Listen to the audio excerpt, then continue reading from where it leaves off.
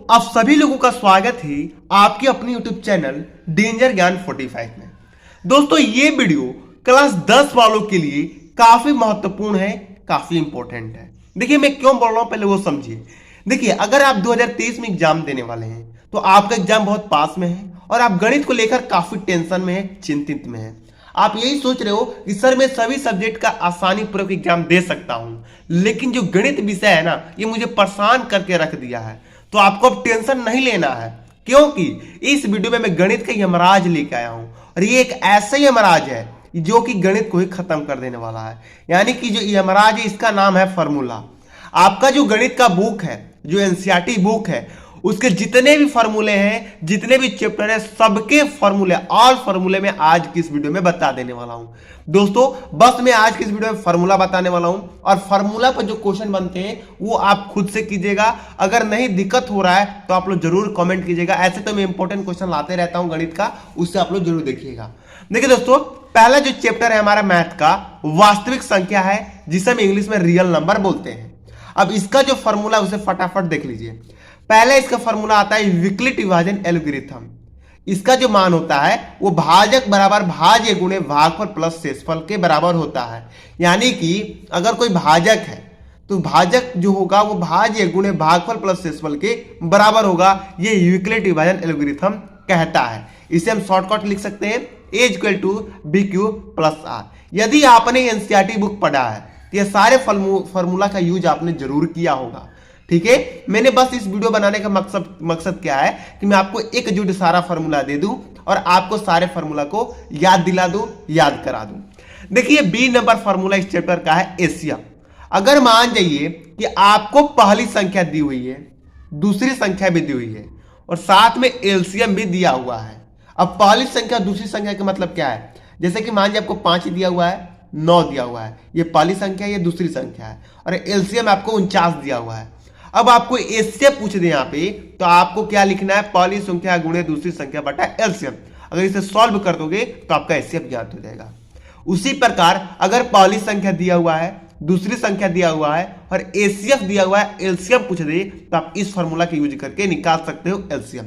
इसका क्या होगा कि पहली संख्या गुणे दूसरी संख्या बटा एचसीएफ। ठीक है, डी नंबर फॉर्मूला देख लीजिए। अगर पहली संख्या निकालना हो तो एलसीएफ गुणे एचसीएफ बटा दूसरी संख्या का फॉर्मूला यूज कीजिएगा। अगर दूसरी संख्या निकालना हो तो एलसीएम गुणे एचसीएफ बटे पहली संख्या का यूज कीजिएगा। तो बस ये 5 जो है ये इंपॉर्टेंट है आपके फॉर्मूला पहला चैप्टर का। चलिए हम दूसरे चैप्टर का जो फॉर्मूले है उसे भी देख लेते हैं। देखिए दोस्तों यहाँ पर दूसरा फॉर्मूला जो है, दूसरा चैप्टर का फॉर्मूला आ गया है बहुपद। बहुपद हमारा दूसरा चैप्टर का नाम है। देखिए बहुपद में हमें पहले 3 चीज पढ़ना पड़ता है, रैखिक बहुपद, द्विघात बहुपद, त्रिघात बहुपद। यदि आप यूपी बोर्ड से हो तो ये वाला जो चैप्टर 2 है इसका फॉर्मूला आप लोग याद मत कीजिएगा, क्योंकि इस बार का सिलेबस आप लोग के लिए कट चुका है। ठीक है, आप लोग चैप्टर 3 का फॉर्मूला यूज कीजिएगा, चैप्टर 2 का फॉर्मूला आप लोगों को याद नहीं करना है। यदि आप और कोई स्टेट से हैं तो आप इसे जरूर याद कीजिएगा। देखिए बहुपद होता है 3, रैखिक बहुपद, द्विघात बहुपद, त्रिघात बहुपद। रैखिक बहुपद किसे कहते हैं? यदि कोई समीकरण में x का अधिकतम पावर 1 है तो रैखिक बहुपद कहलाता है। जैसे कि 4x + 2, इस समीकरण में x का घात कितना है? 1 है। ठीक है, 3x + 4, x का घात 1 है, यानी कि रैखिक बहुपद कहलाएगा। अब जैसे कि द्विघात बहुपद में ऐसा समीकरण जिसमें x का पावर अधिकतम 2 हो वो द्विघात बहुपद कहलाता है। देखिए इसमें x का पावर 2 है इसलिए द्विघात बहुपद कहलाएगा। त्रिघात बहुपद वो होता है जिस समीकरण में x का अधिकतम मान 3 हो वो त्रिघात बहुपद कहलाता है। जैसे कि इस समीकरण में x का अधिकतम घात क्या है? 3 है, इसलिए त्रिघात बहुपद कहलाएगा। अब देखिए शून्यकों का योग्य, ये क्या होता है कि अगर मानिए कि अगर आपको कोई समीकरण यानी कोई बहुपद दे दिया जा रहा है और आपसे कहा जाएगा कि उसमें शून्यकों का योग निकालिए, तो इसका फॉर्मूला यूज कर सकते हो डीटा प्लस बीटा। या तो इसको मत याद करके इसको डायरेक्ट ये याद कीजिए -b बटा a, जहां जो -b होगा वो x का गुणांक होगा। यानी कि मानिए कि ये जो समीकरण है 4x² + 2x + 1, इसका कोई कह दे आपको शून्यकों का योग ज्ञात कीजिए, तो हमें पहले -b और a का मान याद करना पड़ेगा। जो -b होगा वो x का गुणांक होगा, तो इस समीकरण में x का गुणांक 2 है, यहाँ पर 2 रख दीजिएगा, -2 हो जाएगा। फिर अगर जो a है वो x का गुणांक होगा, यहाँ पे x² का गुणांक 4 है, यहाँ पर 4 रख दीजिएगा। जब इसे हल कीजिएगा तो शून्यकों का योग आ जाएगा। अब सुनेखों का गुणनफल देख लीजिए, सुनेखा का गुणनफल ज्ञात करने की आ जाए तो सी बटा ए यानी कि डीटा इंटू बीटा, जो सी होगा वो अचर पद होगा। अचर पद यानी क्या, जो आपके नंबर है ना 1 2 3 4 अंत तक, ये सब अचर पद है। चर पद क्या है, ए बी सी, ये सब चर पद है, ठीक है। अब ए जो होगा वो एक्स स्क्वायर का गुणांक होगा, तो आपको मालूम है। अब चलिए हम तीसरे चैप्टर का जो फॉर्मूला है उससे देख लेते हैं। दो चर वाले रैखिक समीकरण युग्म, ये सारे स्टेट के लिए, यूपी बोर्ड वालों के लिए भी ये है, ठीक है। ए है प्रतिच्छेद। अगर आपको कोई समीकरण दिया हुआ है, समीकरण युग्म दिया हुआ है, यानी दो समीकरण दिया हुआ है और उसमें पूछ दे कि प्रतिच्छेद है कि संपाती कि समांतर है, तब इस फॉर्मूला का यूज कर सकते हैं। यदि आपने एनसीईआरटी बुक पढ़ाई तो सारे फॉर्मूला की जानकारी आपको मिल रही होगी। देखिए a1 बटा a2 equal to not b1 बटा b2 हो तो प्रतिच्छेद होता है, यानी कि इसका केवल एक हल होगा, ठीक है। संपाती क्या होगा, जब a1 बटा b2 इक्वल टू b1 बटा b2 इक्वल टू c1 बटा c2 है तो अनेक हल होगा और वो संपाती होगा। दोस्तों यदि आप मैथ में कंफ्यूज ज्यादा हैं तो आप लोग कमेंट कीजिए। अगर 50 बच्चे कमेंट कर रहे हैं तो मैं एक मैथ का कोर्स लेके आऊंगा, मात्र 15 दिन का वो कोर्स होगा। 15 दिन के अंदर आपका क्लास 10 का जो मैथ का मैं पूरा तैयारी करा दूंगा, ठीक है। तो आप लोग कमेंट नहीं करते हो यार, इसलिए मैं तैयारी नहीं कराता हूं। डी नंबर है वर्ज गुणन विधि, काफी इंपॉर्टेंट है, ये आपके एग्जाम में 100%, इससे एक प्रश्न जरूर आता है इस फॉर्मूले से, तो इस फॉर्मूले को याद कर लीजिएगा। x बटा b1 c2 minus b2 c1 बराबर y बटे c1 a2 minus c2 a1 होता है, बराबर 1 बटा a1 b2 minus a2 b1 होता है। इसे याद करने का ट्रिक आपको बता दूं कि नीचे 12 21 देखिए x बटा 12 21 y बटा 12 21 1 बटा 12 21, ये याद कर लीजिएगा तो ये फॉर्मूला याद हो जाएगा। अब हम देखेंगे चैप्टर 4 द्विघात समीकरण के सूत्र, जो कि काफी इंपॉर्टेंट है भाई। इस चैप्टर से ऑब्जेक्टिव क्वेश्चन है ना वो ज्यादा बनता है इस चैप्टर 4 चैप्टर से। 4 चैप्टर का सबसे पहला जो आपका बन के आता है यहाँ पर सूत्र द्विघात समीकरण, A square plus B X plus C, इसे हम द्विघात समीकरण बोलते हैं, ठीक है। द्विघात समीकरण यानी कि जिसका एक से घात अधिकतम 2 हो वो द्विघात समीकरण कहलाता है। विविक्तर यानी विवेचक, जिसे हम डी से प्रदर्शित करते हैं, और इससे एक प्रश्न आपके एग्जाम में 100% आता है, तो ये फॉर्मूला काफी इंपॉर्टेंट है, इसे आप लोग तैयार कर लीजिए। देखिए विवेचक ज्ञात करने के लिए बोले तो उसका बी स्क्वायर माइनस 4ac का फॉर्मूला लगाएंगे, ठीक है। द्विघात सूत्र तैयार कर लीजिए, minus B plus minus root under B square minus 4ac बटे ए, ठीक है। अगर मान जाइए कि जो आपका विवेचक है, विविक्तर है और विवेचक, अगर ये फॉर्मूला होता है ना बी स्क्वायर माइनस 4ac, तो ये जो डी है अगर इसे सॉल्व करते हैं तो 0 आता है, तो मूल का वास्तविक एवं समान होगा। अगर डी 0 से छोटा आता है तो मूल अवास्तविक होगा। अगर डी 0 से, यहां पर इस तरह इसको कर दीजिए, अगर डी 0 से बड़ा होता है तो मूल वास्तविक एवं असमान हो जाता है, ठीक है। चलिए 5 नंबर जो हमारा चैप्टर है समांतर श्रेणी, उसके फॉर्मूला देखते हैं। इसका पहला फॉर्मूला होता है समांतर श्रेणी का एनवा पद, यानी कि एनवा पद को हम tn से प्रदर्शित करते हैं, और इसका फॉर्मूला होता है a प्लस n माइनस 1 बटा इक्वल टू डी। अंत से एनवा पद क्या होता है, अंत से एनवा पद, इसका जो फॉर्मूला होता है वो होता है l माइनस ब्रैकेट के अंदर n माइनस l ब्रैकेट बंद, उसके बाद डी, यानी कि जो यहाँ पर l है वो अंतिम पद है और जो यहाँ पर डी है ना वो सर्वांतर है और a प्रथम पद है, ठीक है। चलिए यहाँ पर और इसके फॉर्मूला इस चैप्टर का उससे भी हम लोग देख लेते हैं। देखिए तीसरा फॉर्मूला इसका इस चैप्टर का है प्रथम n पदों का योग, ठीक है, जिसे हम एन से प्रदर्शित करते हैं 1/2 n ब्रैकेट में a प्लस l होता है, ठीक है। अब देखिए दोस्तों यहाँ पर निर्देशांक जयंती, ये एक चैप्टर काफी इंपॉर्टेंट है आप लोगों के एग्जाम के दृष्टि से, इससे जरूर क्वेश्चन आपके एग्जाम में आता ही आता है। देखिए पहला इसका है जो फॉर्मूला, मूल बिंदु के निर्देशांक 0 और 0 होता है, ठीक है। दूसरा इसका फॉर्मूला है दो बिंदु के बीच की दूरी, अगर दो बिंदु दूरी है उनके बीच की दूरी ज्ञात करना है तो ये फॉर्मूला यूज कर सकते हैं।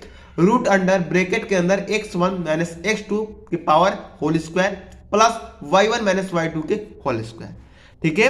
तीसरा इसका विभाजन सूत्र जो होता है वो देख लीजिए इस चैप्टर का, ये है, ये यहाँ पर m1 और ये x2 है प्लस m2 x1 बटा m1 plus m2, m1 y2 plus m2 y1 बटा m1 प्लस m2 होता है।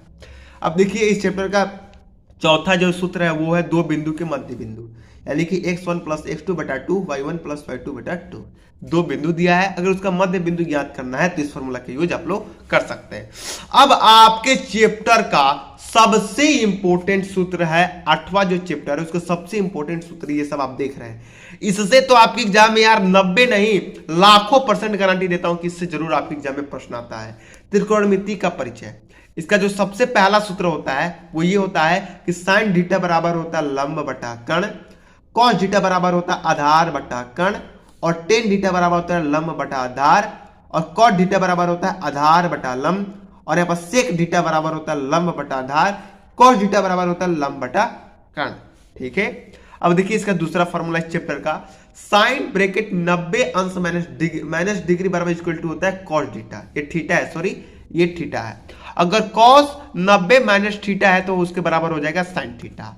अगर टेन 90 माइनस थीटा है तो ये कॉट थीटा हो जाता है। अगर cot 90 minus theta equal to होता है टेन थीटा। सेक ब्रैकेट 90 अंश माइनस थीटा बराबर होता है कॉसेक थीटा, और cosec theta bracket 90 minus theta बराबर होता है सेक थीटा। तो हमने यहाँ पर तीसरा फॉर्मूला इस चैप्टर का देख लेते हैं। ये जो फॉर्मूला ये काफी इंपॉर्टेंट है। देखिए मैंने बिना स्केल के इसके खांचा है तो ये थोड़ा टेबल बहुत गलत बना है, उसके लिए दिल से सॉरी। देखिए sine cos tan cot sec cosec, sine का जो 0 अंश 30 अंश 45 अंश 60 अंश और 90 अंश का ये मान दिया हुआ है। तो इसे आप लोग स्क्रीनशॉट ले लीजिए, काफी इंपॉर्टेंट है। इससे आपके ना आपके एग्जाम में ऑब्जेक्टिव ज्यादा बनता है इस फॉर्मूले से। ठीक है, तो आपने स्क्रीनशॉट ले लिया। चलिए इसे मैं पढ़ूंगा नहीं तो वीडियो ज्यादा लंबा हो रहा है। अब चैप्टर 12 देख लीजिए। अब कहोगे सर आपने चैप्टर 8 के बाद डायरेक्ट चैप्टर 12 कैसे पढ़ा दिया, 9 10 11 कहां है? तो भाई उसमें फॉर्मूला बहुत कम है, इसी सबसे काम चल जाएगा। वृत्त का क्षेत्रफल होता है पाई आर स्क्वायर, अर्धवृत्त का क्षेत्रफल होता है पाई आर स्क्वायर बटे 2, चतुर्थांश का क्षेत्रफल होता है 1/4 पाई आर स्क्वायर, त्रिज्या खंड का क्षेत्रफल होता है थीटा बटे 360 पाई आर स्क्वायर, लघु वृत्त खंड का क्षेत्रफल होता है, अगर मान लीजिए अगर लघु वृत्त खंड है उसका क्षेत्रफल निकालने की कह दिया जाए तो इस फॉर्मूला के बीच कीजिएगा, थीटा बटे 360 pi R square minus 1/2 are square sine theta. दीर्घ वृत्तीय खंड क्षेत्रफल का जो फॉर्मूला होता है वो होता है पाई आर स्क्वायर ब्रैकेट के अंदर 360 माइनस थीटा ब्रैकेट बंद बटे में 360 minus 1/2 are square sine theta. वृत्त का परिधि होता है 2 पाई आर, अर्धवृत्त का परिमाप होता है पाई आर प्लस 2 आर, त्रिज्या खंड के चाप की लंबाई होती है थीटा बटे 360 2 पाई आर।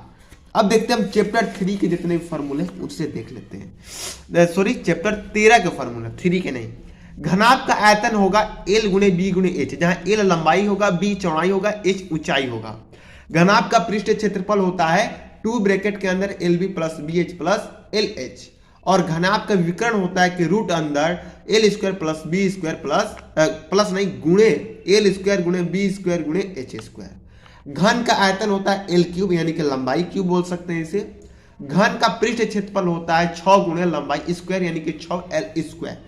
घन का पार्श्व पृष्ठ क्षेत्रफल होता है 4L स्क्वायर यानी कि 4 गुणे लंबाई स्क्वायर, और घन का विकर्ण होता है √3 अंडर A। ए क्या है यहाँ पर? ए भुजा है। ठीक है, ए क्या है? भुजा है। बेलन का आयतन क्या होता है? Pi R square H, pi R square H.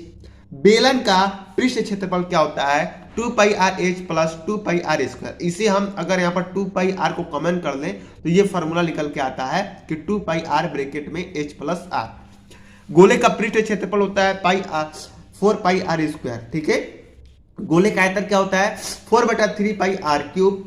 अर्धगोले का पृष्ठ क्षेत्रफल होता है 2 पाई आर स्क्वायर। अर्धगोले का वर्ग पृष्ठ क्षेत्रफल होता है 2 पाई आर स्क्वायर। अर्धगोले का आयतन होता है 2/3 पाई आर क्यूब, और शंकु का आयतन देख लीजिए 1/3 पाई आर स्क्वायर एच होता है। ठीक है, शंकु का वर्ग पृष्ठ होता है पाई आर एल। शंकु का पृष्ठ क्षेत्रफल होता है pi R L plus pi R square, और छिन्नक का आयतन देख लीजिए 1/3 पाई एच ब्रैकेट में capital R square plus small R square plus R. ठीक है, कैपिटल आर होगा और स्मॉल आर होगा।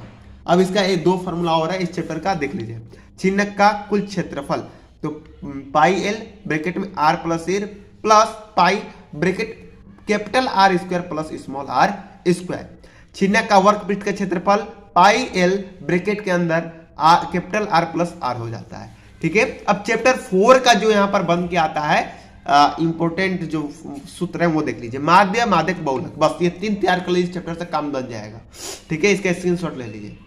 हो गया। अब दोस्तों हमने मात्र 14 चैप्टर का पूरा फॉर्मूला हम लोगों ने देख लिया इस वीडियो में। बस अगर इतना आप फार्मूला तैयार कर लेते हो और इस सभी फार्मूले पर एक एक दो दो क्वेश्चन सॉल्व कर देते हो तो आपका मैथ का तैयारी खत्म हो जाएगा। ठीक है, अब जैसे कि माध्यक, ये सूत्र पर आप 2 माध्यक ज्ञात कर लो, माध्यक पर इस सूत्र पर 2 माध्यक ज्ञात कर लो, बहुलक इस सूत्र पर 2 बहुलक ज्ञात कर दो, ऐसे ही शंकु का आयतन ज्ञात कर लो 2 इस सूत्र पर, ऐसे सारे सूत्र पर 2-2 क्वेश्चन तैयार कर लो, आपका एग्जाम का तैयारी समाप्त हो जाएगा। ठीक है, तो दोस्तों चलिए मिलते हैं अगली वीडियो में मैथ के इंपॉर्टेंट क्वेश्चन के साथ। ये तो रहा सूत्र जो कि मैथ की बेसिक जानकारी होती है। मिलते हैं अगली वीडियो में। जय हिंद, जय भारत।